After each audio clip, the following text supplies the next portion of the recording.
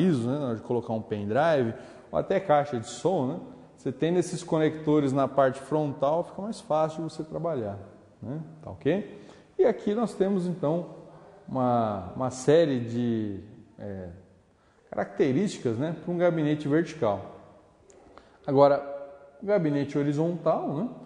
Qual a diferença de tudo isso que eu falei do horizontal para o vertical, né? O horizontal, o gabinete horizontal, ele, digamos assim, para montar um laboratório, por exemplo, né, onde você tem menos espaço, ele acaba sendo melhor, né? Porque você pode pôr o monitor em cima da CPU, né, em cima aqui do gabinete, ele vai ocupar menos espaço, ok? Agora, tem outros tipos de gabinete vertical também, né? Tem até maiores, né? Vejam só, gabinetes com mais baias, né? 1, 2, 3, 4, 5, 6 baias esse gabinete, né? Esses gabinetes maiores, né, com 6 baias, né, daí para cima, a gente chama de full tower, né? São gabinetes maiores, né? Esse, por exemplo, como eu acabei de demonstrar, é o mid tower, né, ou média torre, são esses de 4 baias. Agora, o mini tower, né, a mini torre, aí já são 2 baias, né? Esse eu não aconselho nem para uso pessoal, porque o resfriamento dele vai ser mais deficiente, né? Agora, isso com relação ao tamanho, com relação ao resfriamento, né? Agora tem uma característica importante, tá? O tipo de gabinete. Os mais antigos são chamados de AT e os mais recentes são chamados de ATX, tá? Veja só, o gabinete AT, ele tem algumas características um pouco diferentes, principalmente na parte interna, né? As placas, por exemplo, que foram desenvolvidas para gabinete AT, eles não servem para ATX e vice-versa, tá? O AT é um tipo de gabinete bem mais antigo. Veja que a disposição das placas é diferente. E a fonte também, onde você liga a energia, né, também é a disposição um pouco diferente. O ATX, que são os gabinetes que nós usamos hoje em dia, né, veja que você já tem uma organização melhor, né? Ele é um pouco mais amplo, um pouco mais alto, um pouco mais espaçoso, tá? Então fica atento aí que para as máquinas atuais, o tipo de gabinete que a gente utiliza é o ATX, né? Aí você deve estar me perguntando essa altura do campeonato.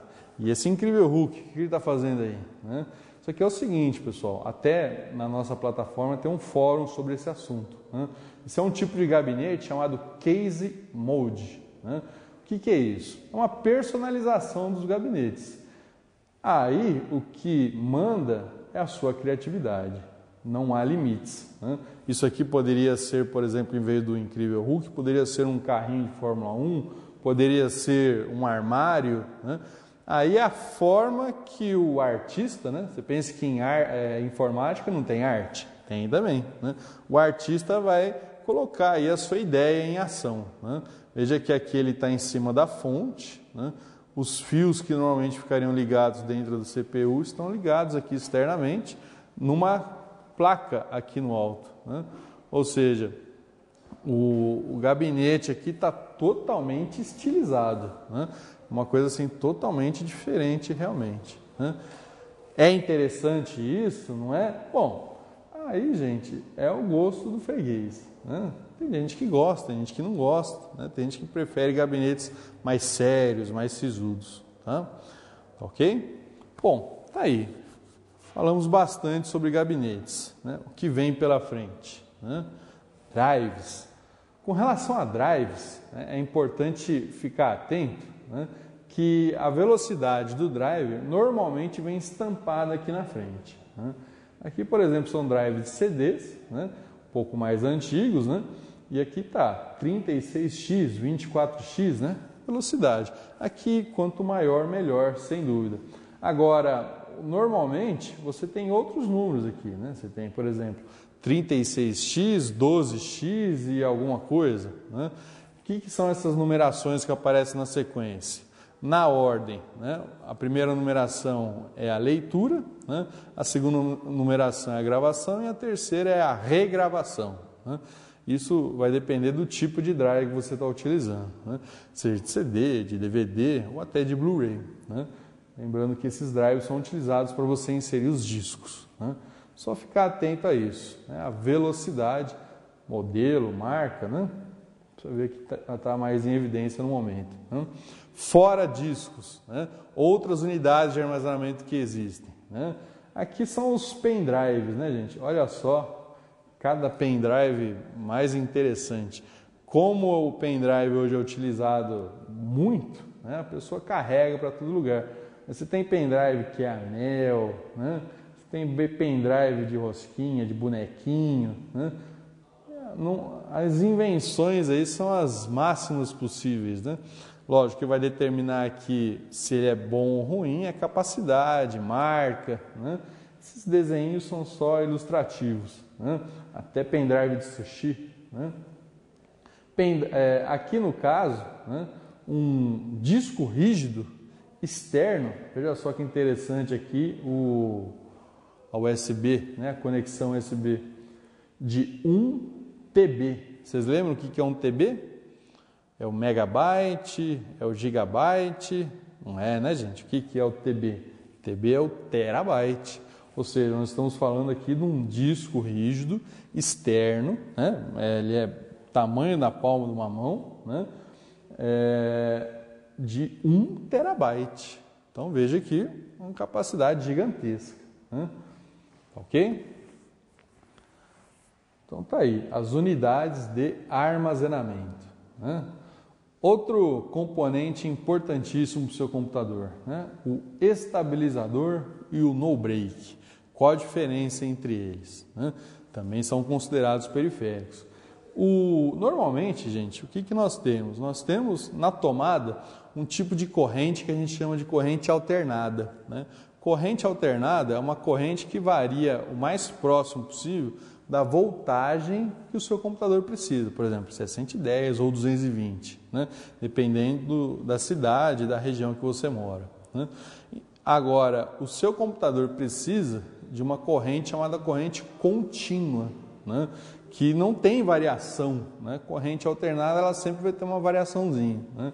O que faz o no break, né? Ou o estabilizador, ou até a fonte do seu computador?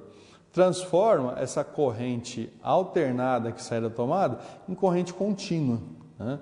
Isso faz com que as placas do seu computador, né, não tenha grandes variações de tensão, né? Não receba grandes descargas elétricas, né? Ou mais energia do que precisa ou menos do que precisa, né? Então a ideia do estabilizador é essa. Agora, isso aqui é um estabilizador, né? Agora, aqui do lado você tem os no breaks, né? O no break ele já vai um pouquinho mais além do que transformar a corrente alternada em corrente contínua. Ele faz isso e, num caso de queda de energia, ele mantém o seu computador ligado e te dá uma certa autonomia para isso, né? Você tem, por exemplo, aqui no breaks menores, né, para uso doméstico, é praticamente do tamanho de um estabilizador, tá? E você tem no breaks maiores, né?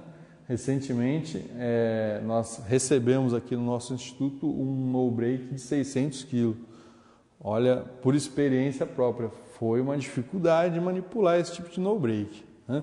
Então, o no break ele vai ser avaliado de acordo com a necessidade do que ele vai ser utilizado, né? Para medir a capacidade de um no break, você tem a medida chamada KVA, tá? KVA. Quanto mais KVAs, maior a capacidade desse no break. Tudo bem? Então veja que você tem no breaks maiores e no breaks menores, né? Recomendo o uso do no break. Scanner, gente. Scanner, vejam que você tem alguns modelos, né? Alguns tipos de scanner mais característicos, né? Alguns maiores, alguns menores. Se olhando assim, você fala, nossa, mas esses scanners parecem impressoras. Não são, são scanners mesmo, né? Agora, essa bandeja que ele possui, né, ele tem uma característica, né? Essa bandeja, ela vai puxar, por exemplo, numa lista de um livro que você vai digitalizar, né? Antigamente você teria que colocar folha por folha, né, do livro que você vai digitalizar. Com esses tipos de scanner, não, você já coloca o livro inteiro e ele digitaliza todas as folhas, né? Agora, olha esses scanners maiores, né? Esse scanner central, por exemplo, é utilizado para leitura de provas de vestibular, né? Ele lê aquelas folhas de gabarito, né? Esse outro tipo de scanner também, né? Ou seja, os scanners hoje, né, eles têm uma capacidade